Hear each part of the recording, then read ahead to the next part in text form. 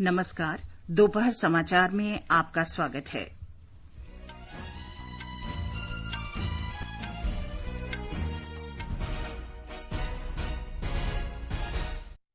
राष्ट्रपति रामनाथ कोविंद ने आषाढ़ पूर्णिमा समारोहों का शुभारंभ किया। कहा, महात्मा बुद्ध के उपदेश प्रेम, दया और अहिंसा पर आधारित। प्रधानमंत्री नरेंद्र मोदी ने युवाओं से भगवान बुद्ध की शिक्षाओं से जुड़े रहने का आह्वान किया। देश में कोविड-19 से स्वस्थ होने की दर करीब 61% हुई। अब तक 3,94,000 से अधिक रोगी स्वस्थ।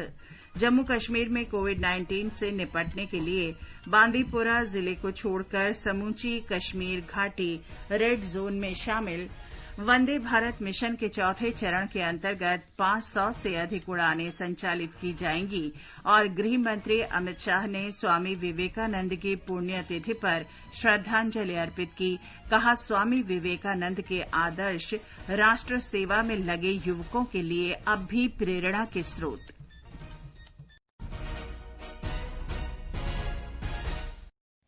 दोपहर समाचार में अपने सहयोगी रवि कपूर के साथ मैं चंद्रिका जोशी। राष्ट्रपति रामनाथ कोविंद ने कहा है कि भारत को इस बात का गर्व है कि यहां बौद्ध धर्म का उदय हुआ। उन्होंने कहा कि देश के लोगों ने बौद्ध धर्म को सच्चाई की नई अभिव्यक्ति के रूप में देखा। भगवान बुद्ध का ज्ञान तथा शिक्षाएं बौद्धिक उदारता और आध्यात्मिक विविधता के सम्मान की भारत की परंपरा के अनुरूप हैं। उन्होंने आषाढ़ पूर्णिमा पर धम्म चक्र दिवस समारोहों का आज राष्ट्रपति भवन से उद्घाटन किया। समारोहों का आयोजन केंद्रीय संस्कृति मंत्रालय के सहयोग से अंतर्राष्ट्रीय बौद्ध परिसंघ ने किया है। राष्ट्रपति ने कहा कि बौद्ध धर्म ने भारत से पड़ोसी क्षेत्रों में फैलना शुरू किया और इसकी विभिन्न शाखाएं नए नए क्षेत्रों में फली फूली। उन्होंने इस बात पर प्रसन्नता व्यक्त की कि प्राचीन समय से ही मानवता के कल्याण के लिए भारत की सभ्यता की यात्रा के अंग के रूप में राष्ट्रपति भवन में आषाढ़ पूर्णिमा के समारोह का आयोजन किया जा रहा है। राष्ट्रपति ने कहा कि आषाढ़ पूर्णिमा की परंपरा करीब 2,500 वर्ष पहले शुरू हुई, जब पहली बार महात्मा बुद्ध को ज्ञान प्राप्त हुआ। The Dhamma Chakra, the wheel of truth, was set in motion ever since it has been the lodestar, helping spiritual seekers navigate through the maze of worldly life and arrive at the end of suffering here and now. It is so scientific that it resembles psychotherapy more than a traditional dogmatic religion. It is this open attitude of inquiry into the heart of existence and the possibility of finding the key to eternal serenity that has attracted seekers in every age for the last 2,500 years. The wheel has come full circle and the word of Dhamma has in the recent decades spread to distant shores in the West too. राष्ट्रपति कोविंद ने कहा कि बौद्ध दर्शन में भगवान बुद्ध के प्रथम उपदेशों का विशेष महत्व है। उन्होंने कहा कि धम्म चक्र दिवस वाराणसी के निकट सारनाथ में पहले 5 शिष्यों को भगवान बुद्ध के प्रथम उपदेश की स्मृति में मनाया जाता है। बौद्ध धर्मावलंबी इसे धम्म चक्र प्रवर्तन दिवस के रूप में मनाते हैं। राष्ट्रपति ने इसे मानवता के इतिहास में अतुलनीय अवसर बताया। उन्होंने कहा कि ये दिन गुरु पूर्णिमा के रूप में भी मनाया जाता है। हिंदू और जैन इसे अपने आध्यात्मिक गुरुओं के प्रति श्रद्धा के रूप में भी मनाते हैं। राष्ट्रपति ने कहा कि बुद्ध की शिक्षा तत्कालीन समय के विपरीत थी, लेकिन उनके तर्क की शक्ति प्रेम, दया और अहिंसा पर आधारित थी। Ironically, the Buddha's teaching was against the current during those times. But the force of his argument was women around love, compassion and non-violence. The spread of Buddhism around the world was guided by these eternal values. In his lifetime, he always sought to convince people through his logical and moral arguments. राष्ट्रपति ने कहा कि आधुनिक युग में महात्मा गांधी और doctor Bhimrao Ambedkar ने भी महात्मा बुद्ध के उपदेश से प्रेरणा ली और राष्ट्र के भविष्य की दिशा तय करने में उनका उपयोग किया। In modern times, two exceptionally great Indians Mahatma Gandhi and Baba Saheb Ambedkar found inspiration in the words of the Buddha and went on to shape the destiny of the nation. Following in their footsteps, we should strive to hear the call of the Buddha, to respond to his invitation to walk the noble path. The world seems full of suffering in short term as well as in long term. इस अवसर पर प्रधानमंत्री नरेंद्र मोदी ने कहा कि विश्व इस समय असाधारण चुनौतियों से जूझ रहा है और इनके अंतिम समाधान केवल भगवान बुद्ध के आदर्शों से ही प्राप्त हो सकते हैं। Lord Buddha's teaching of Appa Deepo Bhavaha, be your own guiding light, is a wonderful management lesson. Friends, today the world fights extraordinary challenges. To these challenges, lasting solutions can come from the ideals of Lord Buddha. प्रधानमंत्री ने कहा कि बुद्ध की शिक्षाएं अतीत में प्रासंगिक थीं, वर्तमान में प्रासंगिक हैं और भविष्य में भी प्रासंगिक रहेंगी। श्री मोदी ने कहा कि होनहार युवा वैश्विक समस्याओं के समाधान तलाश रहे हैं। I'm very hopeful about the 21st century. This hope comes from my young friends, our youth. If you want to see a great example of how hope, innovation and compassion can remove suffering, it is our startup sector led by our youth. Bright young minds are finding solutions to global problems. India has one of the largest startup ecosystems.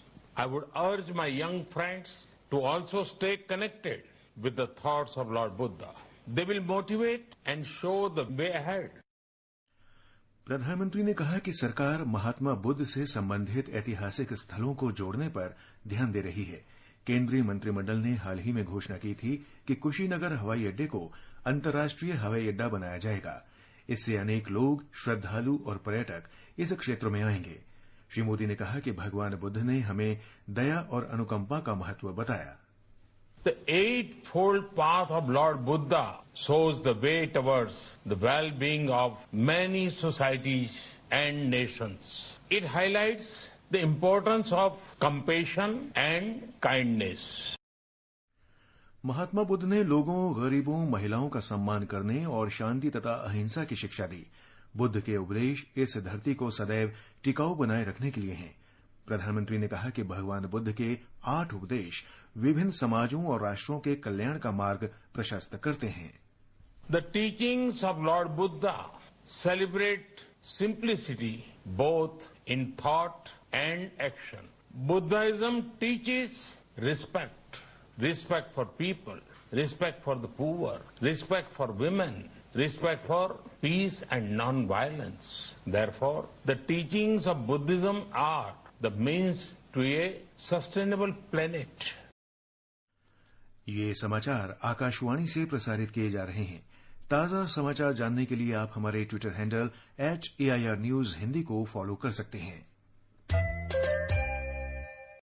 ये आकाशवाणी है। देश में अब तक 3,94,227 Covid रोगी उपचार के बाद स्वस्थ हो चुके हैं। पिछले 24 घंटे में 14,335 रोगी ठीक हुए हैं। स्वस्थ होने की दर 61.80% हो गई है। स्वास्थ्य और परिवार कल्याण मंत्रालय के अधिकारियों ने कहा है कि पिछले 24 घंटे में 22,771 लोगों में संक्रमण की पुष्टि हुई है। अब देश में कोविड मरीजों की कुल संख्या 6,48,315 हो गई है। ये किसी एक दिन में संक्रमित लोगों की सबसे बड़ी संख्या है। एक दिन में 442 लोगों की मृत्यु के साथ ही मृतकों की कुल संख्या 18,655 हो गई है। इस समय देश में 2,35,433 मरीजों का इलाज चल रहा है। इस बीच भारतीय आयुर्विज्ञान अनुसंधान परिषद ICMR के अधिकारी ने बताया है कि पिछले 24 घंटे में देश की विभिन्न प्रयोगशालाओं में 2,42,383 नमूनों की जांच की गई है। भारत में इस महामारी के फैलने के बाद एक दिन में किए जाने वाले नमूनों की जांच की ये सबसे बड़ी संख्या है। अब तक कुल 95,40,132 नमूनों की जांच की गई है। ICMR जांच केंद्रों में लगातार वृद्धि कर रहा है। अब तक 1087 प्रयोगशालाओं को कोविड-19 जांच की अनुमति दी गई है। इनमें 780 सरकारी और 307 निजी क्षेत्र की प्रयोगशालाएं हैं। जम्मू कश्मीर के मुख्य सचिव और राज्य कार्यकारिणी समिति के अध्यक्ष BVR सुब्रमण्यम ने प्रदेश में जिलों के वर्गीकरण की सूची जारी कर दी है। हमारे संवाददाता ने बताया है कि इसमें बांदीपोरा को छोड़कर समस्त कश्मीर घाटी को रेड जोन में रखा गया है। जम्मू कश्मीर के केंद्र शासित प्रदेश में कोविड-19 महामारी के प्रसार से संबंधित स्थिति का समग्र मूल्यांकन करने के बाद राज्य कार्यकारिणी समिति ने जम्मू कश्मीर के जिलों को लाल, नारंगी और हरे रंग के क्षेत्रों में वर्गीकृत किया है। आदेश के अनुसार बांडीपुरा जिले को छोड़कर पूरे कश्मीर घाटी को लाल श्रेणी के क्षेत्र में रखा गया है, ताकि कश्मीर घाटी में कोरोना मामलों के चल रहे वृद्धि और इसके संक्रमण के प्रसार को नियंत्रित रखा जा सके। आकाशवाणी समाचार के लिए श्रीनगर से मैं सुनील कोल। अरुणाचल प्रदेश सरकार ने 6 जुलाई से राज्य में 1 सप्ताह के लॉकडाउन की घोषणा की है। ईटानगर राजधानी परिसर में कोविड-19 के बढ़ते मामलों को ध्यान में रखकर यह फैसला किया गया है। आज राजधानी ईटानगर में संवाददाताओं से बातचीत में राज्य के मुख्य सचिव नरेश कुमार ने बताया कि लॉकडाउन 6 जुलाई की सुबह 5 बजे से 12 जुलाई को शाम 5 बजे तक रहेगा। राजधानी ईटानगर में कोविड-19 के कुल 89 मामलों की पुष्टि हुई है, जिनमें से 8 स्वस्थ हो चुके हैं। अरुणाचल प्रदेश में कल 20 और लोगों में कोविड-19 की पुष्टि हुई। इसके साथ ही राज्य में कोविड से संक्रमित लोगों की संख्या 252 हो गई है। इस समय कोविड के 175 मरीजों का इलाज चल रहा है, जबकि 75 मरीज स्वस्थ हो चुके हैं और एक की मृत्यु हो गई। ओडिशा के 17 जिलों में आज और कल 2 दिन का लॉकडाउन लागू किया गया है। राज्य सरकार ने इन जिलों में कोविड-19 के बढ़ते संक्रमण को रोकने के उद्देश्य से 2 दिन का ये लॉकडाउन लागू किया है। कर्नाटक में कोविड-19 के बढ़ते मामलों पर रोक लगाने के उद्देश्य से प्रदेश में कल से दोबारा लॉकडाउन लागू रहेगा। मुख्यमंत्री बीएस येडियुरप्पा की अध्यक्षता में आयोजित एक उच्च स्तरीय बैठक में यह निर्णय लिया गया। कल से आवश्यक सेवाओं तथा सामान की आपूर्ति के अलावा किसी भी प्रकार की गतिविधियों की अनुमति नहीं होगी। ब्यौरा हमारे संवाददाता से। कल कर्नाटका में सभी अनावश्यक गतिविधियां बंद रहेंगी। दुकानें, दफ्तर और सार्वजनिक वाहन बंद रहेंगे। लोगों को बाहर आने से मना किया गया है। मेडिकल एजुकेशन मिनिस्टर डॉक्टर के सुधाकर ने बताया है कि होम आइसोलेशन और शव संस्कार के लिए गाइडलाइंस बनाए गए हैं। उन्होंने बताया कि नगर में 400 एम्बुलेंसेस की व्यवस्था की गई है। टेली कंसल्टेंसी की व्यवस्था की जाएगी और होम क्वारंटाइन में रखे व्यक्ति नियम तोड़े तो उन पर कड़े कदम उठाए जाएंगे। सुधींद्र, आकाशवाणी समाचार, बेंगलुरु। गुजरात में अहमदाबाद नगर निगम ने कोविड के नए मामलों का पता लगाने के बाद शहर में माइक्रो कंटेनमेंट जोन में 26 नए क्षेत्रों को शामिल किया है। सरकारी विज्ञप्ति के अनुसार माइक्रो कंटेनमेंट जोन के 2 क्षेत्रों बोडकदेव और वत्व को इस सूची से हटा दिया गया है। एक रिपोर्ट। माइक्रो कंटेनमेंट जोन में शामिल नए 26 क्षेत्रों में से अधिकतर क्षेत्र उत्तर पश्चिम, दक्षिण पश्चिम और पश्चिम अहमदाबाद में है। अहमदाबाद नगर निगम द्वारा अब इन क्षेत्रों में घर घर जाकर घनिष्ठ सर्वेलेंस और सामूहिक स्क्रीनिंग किया जाएगा। इसमें मिलने वाले कोविड-19 के चिन्हों वाले सभी लोगों का कोविड-19 के लिए परीक्षण होगा। योगेश पंड्या, आकाशवाणी समाचार, अहमदाबाद। राजस्थान में कोविड-19 से संक्रमित लोगों के स्वस्थ होने की दर करीब 80% तक पहुंच गई है। आज 204 लोग संक्रमित पाए गए, जिससे संक्रमितों की कुल संख्या 19,256 तक हो गई है। इनमें से 15,352 लोग ठीक हो चुके हैं। हमारे संवाददाता ने खबर दी है कि संक्रमितों की ज्यादा से ज्यादा जांच और गहन पहचान के कारण स्वस्थ होने वालों की संख्या बढ़ रही है। आबादी के हिसाब से देश में कोरोना जांच के मामले में राजस्थान सबसे आगे है, जहां कोरोना की एक दिन में 30,000 जांच की क्षमता विकसित कर ली गई है। रूथलेस कंटेनमेंट पर जोर दिया जा रहा है। कोरोना के मरीज का पता चलते ही तुरंत उस इलाके को सील कर पूरे इलाके में सैंपलिंग शुरू कर दी जाती है। प्रदेश ने दूसरे राज्यों के नवाचारों को भी अपनाया है। अस्पतालों में कोरोना मरीजों के लिए बेड चिन्हित किए गए हैं और ऑक्सीजन की भी पूरी व्यवस्था रखी गई है। राज्य सरकार ने ऑपरेशन लीजा शुरू किया, जिसके तहत बुजुर्गों और बीमार लोगों का डेटा लेकर उनको उनके घर में ही क्वारंटीन किया गया है। जितेंद्र द्विवेदी, आकाशवाणी समाचार, जयपुर। मिजोरम में पिछले 24 घंटों के दौरान कोविड का एक भी मामला सामने नहीं आया है। इस दौरान एक मरीज को इलाज के बाद छुट्टी दे दी गई। सरकारी सूत्रों ने बताया कि राज्य में कुल 162 संक्रमित रोगियों में से 127 स्वस्थ हो चुके हैं। राज्य में फिलहाल 35 रोगियों का इलाज चल रहा है। केंद्र सरकार ने कोविड महामारी के कारण मेडिकल और इंजीनियरिंग की राष्ट्रीय पात्रता प्रवेश परीक्षा नीट और संयुक्त प्रवेश परीक्षा जेईई स्थगित कर दी है। मानव संसाधन विकास मंत्री रमेश पोखरियाल निशंक ने बताया कि छात्रों की सुरक्षा और शिक्षा की गुणवत्ता को ध्यान में रखते हुए यह निर्णय लिया गया है। जेईई मेन परीक्षा 1 सितंबर से और 6 सितंबर के बीच की जाएगी, जबकि नीट की परीक्षा को 13 सितंबर को सुनिश्चित किया गया है और 27 सितंबर 2020 को जेईई एडवांस की भी परीक्षा की तिथियों को निश्चित किया गया है। मिजोरम सरकार ने मौजूदा शैक्षिक सत्र के लिए प्रदेश के स्कूलों का खुलना अनिश्चितकाल के लिए स्थगित कर दिया है। सरकार की पूर्व की घोषणा के अनुसार स्कूलों को 15 जुलाई से खुलना था। राज्य के शिक्षा मंत्री लच्छन दामारालते ने आज ये जानकारी दी। मध्य प्रदेश माध्यमिक शिक्षा बोर्ड ने 10वीं के परीक्षा परिणाम घोषित कर दिए हैं।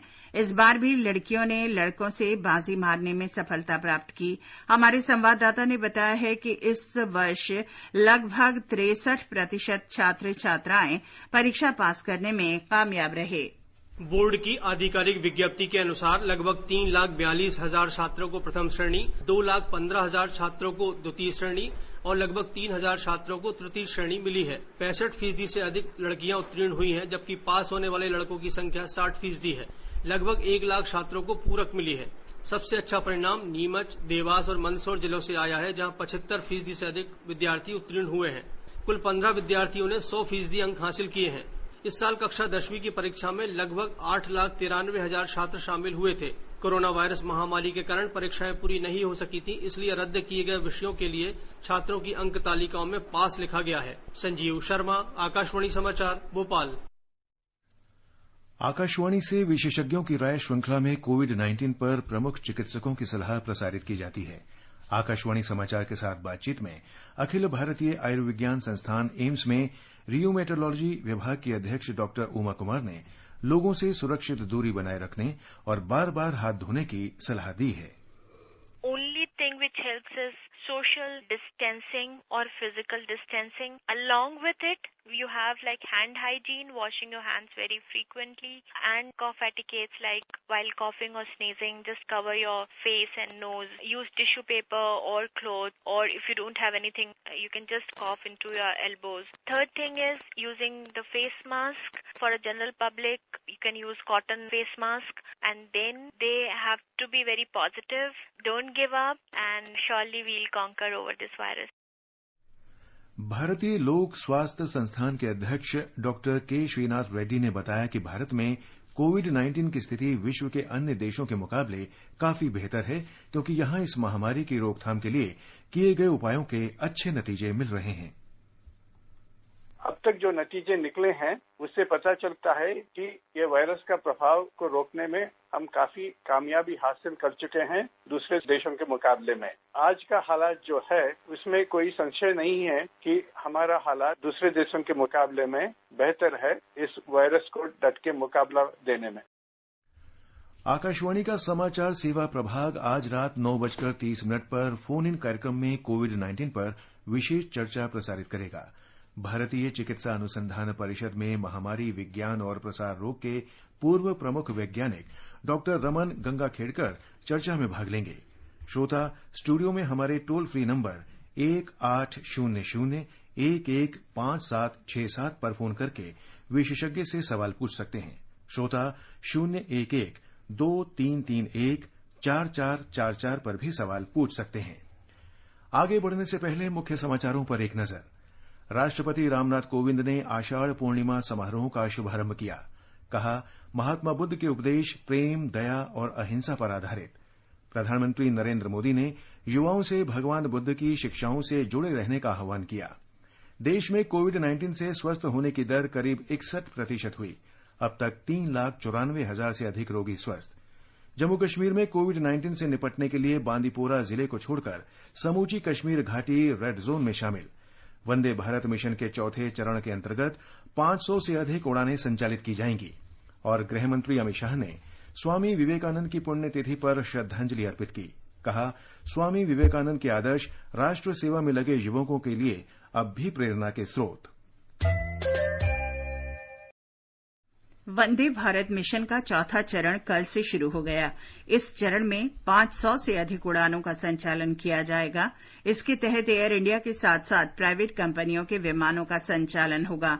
एयर इंडिया की 170 उड़ानें 15 जुलाई से Australia, Bahrain, Bangladesh, Canada, Germany, Japan, Kuwait, Malaysia, Oman, Saudi Arab, Qatar और फिलीपींस सहित विश्व के विभिन्न देशों से यात्रियों को लाने और ले जाने का काम करेंगी। ब्यौरा हमारे संवाददाता से।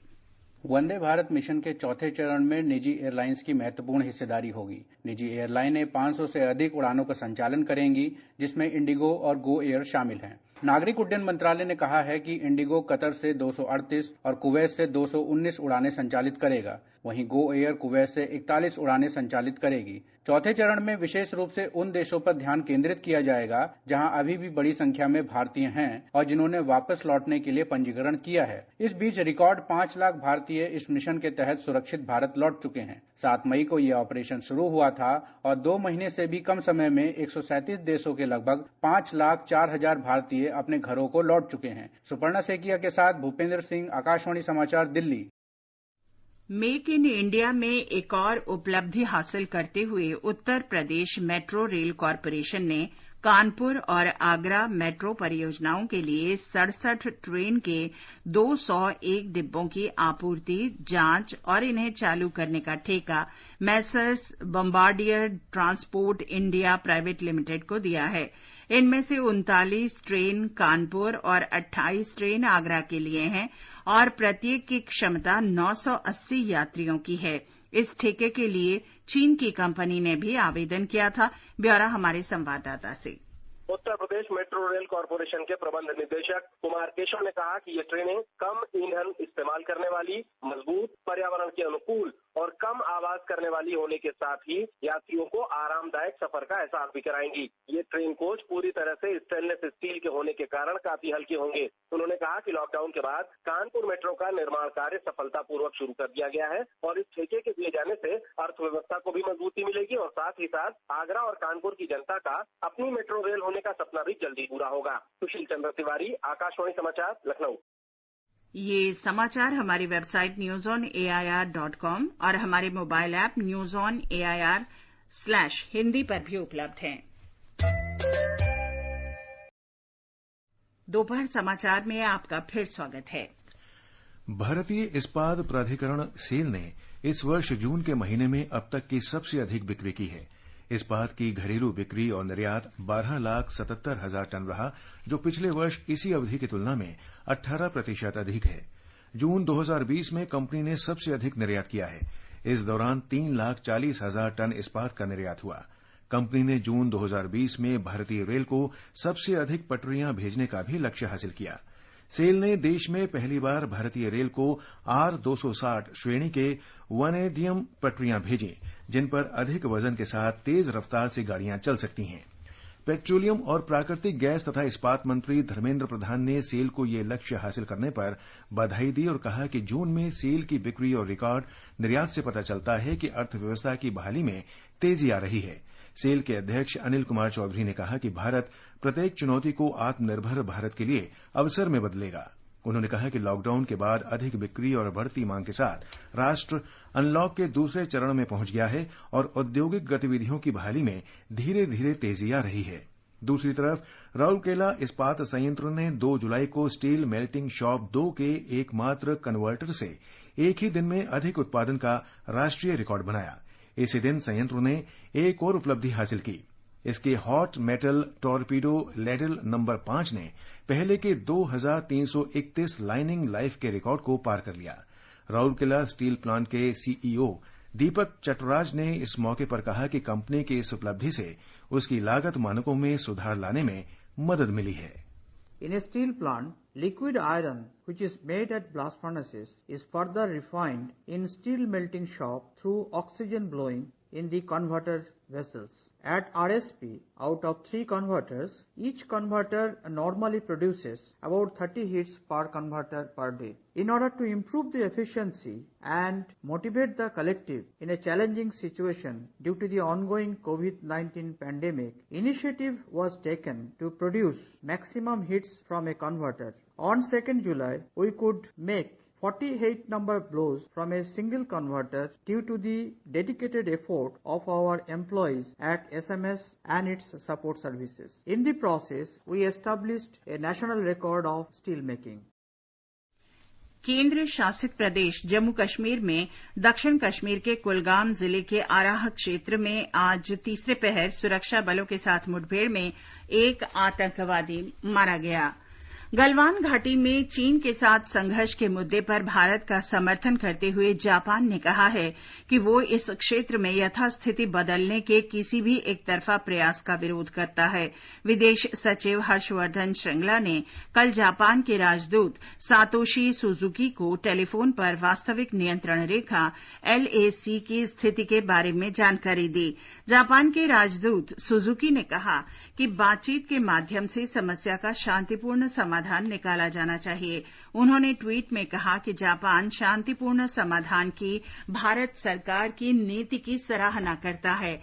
जापान और भारत हिंद प्रशांत क्षेत्र में महत्वपूर्ण सामरिक भागीदार हैं और चतुर्भुज सुरक्षा संवाद का भी हिस्सा हैं। भारत ने इस मुद्दे पर अमेरिका, रूस, ऑस्ट्रेलिया, जर्मनी, फ्रांस और जापान सहित अपने अन्य रणनीतिक भागीदारों के साथ भी विचार विमर्श किया। अमेरिका में न्यूयॉर्क के टाइम्स स्क्वायर पर भारत, तिब्बत और ताइवान के प्रवासी नागरिकों ने चीन के उत्पादों के बहिष्कार का आह्वान करते हुए विरोध प्रदर्शन किया। भारत और चीन के बीच गलवान घाटी में गतिरोध के मुद्दे पर अमेरिका के विभिन्न शहरों में चीन विरोधी प्रदर्शन किए जा रहे हैं। प्रदर्शनकारियों ने भारत के पक्ष में और चीन के खिलाफ नारे लगाते हुए भारत और तिब्बत का राष्ट्रीय ध्वज फहराया। प्रदर्शनकारियों ने चीन के साथ व्यापार बंद करने तथा तिब्बत को आजाद करने और ताइवान को समर्थन देने की मांग की। प्रदर्शनकारियों ने कहा कि प्रधानमंत्री नरेंद्र मोदी, अमेरिकी राष्ट्रपति डोनाल्ड ट्रंप और जापान के प्रधानमंत्री शिंजो आबे सहित विश्व नेताओं के संयुक्त प्रयासों से ही चीन को मात दी जा सकती है। गृह मंत्री अमित शाह ने स्वामी विवेकानंद को आज उनकी पुण्यतिथि पर श्रद्धांजलि दी। गृह मंत्री ने कहा कि स्वामी विवेकानंद एक महान चिंतक और असाधारण वक्ता थे, जिन्होंने न केवल देश में राष्ट्रवाद की भावना जगाई, बल्कि पूरे विश्व में भारतीय संस्कृति के गुणों से अवगत कराया। श्री अमित शाह ने कहा कि स्वामी विवेकानंद की शिक्षा के विचार, वैश्विक भाईचारा और स्वजागरूकता आज भी समान रूप से प्रासंगिक है। गृह मंत्री ने कहा कि स्वामी विवेकानंद को युवाओं की क्षमता और परिवर्तनकारी शक्तियों में पूरा विश्वास था। अमित शाह ने कहा कि वे ये मानते थे कि केवल युवा ही आने वाले समय में राष्ट्र के विकास को सही दिशा देंगे। उन्होंने कहा कि स्वामी विवेकानंद के आदर्श आज भी युवाओं को देश सेवा के लिए प्रेरित करते हैं। और अब एक नजर आज के मौसम पूर्वानुमान पर। दिल्ली में गरज के साथ बौछार हो सकती है। न्यूनतम तापमान 30 डिग्री सेल्सियस रहा, जबकि अधिकतम तापमान 40 डिग्री सेल्सियस रहने का अनुमान है। जम्मू में न्यूनतम तापमान 28 डिग्री सेल्सियस रहा, जबकि अधिकतम 36 डिग्री सेल्सियस तक जा सकता है। आंशिक रूप से बादल छाए रहेंगे और गरज के साथ वर्षा भी हो सकती है। श्रीनगर में तापमान 18 से 32 डिग्री सेल्सियस के आसपास रहेगा। आसमान साफ रहने की उम्मीद है। गिलगित में दोपहर बाद या शाम के समय बादल छाने का अनुमान है। न्यूनतम तापमान 14 डिग्री सेल्सियस रहा और अधिकतम तापमान 35 डिग्री सेल्सियस रहने की उम्मीद है। मुजफ्फराबाद में आसमान आमतौर पर साफ रहने की संभावना है। न्यूनतम तापमान 23 डिग्री सेल्सियस दर्ज हुआ, जबकि अधिकतम तापमान 40 डिग्री सेल्सियस के बीच रहने का अनुमान है। और अंत में मुख्य समाचार एक बार फिर। राष्ट्रपति रामनाथ कोविंद ने आषाढ़ पूर्णिमा समारोहों का शुभारंभ किया। कहा, महात्मा बुद्ध के उपदेश प्रेम, दया और अहिंसा पर आधारित। प्रधानमंत्री नरेंद्र मोदी ने युवाओं से भगवान बुद्ध की शिक्षाओं से जुड़े रहने का आह्वान किया। देश में कोविड-19 से स्वस्थ होने की दर करीब 61% हुई। अब तक 3,94,000 से अधिक रोगी स्वस्थ। जम्मू कश्मीर में कोविड-19 से निपटने के लिए बांदीपोरा जिले को छोड़कर समूची कश्मीर घाटी रेड जोन में शामिल। वंदे भारत मिशन के चौथे चरण के तहत 500 से अधिक उड़ानें संचालित की जाएंगी और गृह मंत्री अमित शाह ने स्वामी विवेकानंद की पुण्यतिथि पर श्रद्धांजलि अर्पित की। कहा, स्वामी विवेकानंद के आदर्श राष्ट्र सेवा में लगे युवकों के लिए अब भी प्रेरणा स्रोत। इसके साथ ही दोपहर समाचार का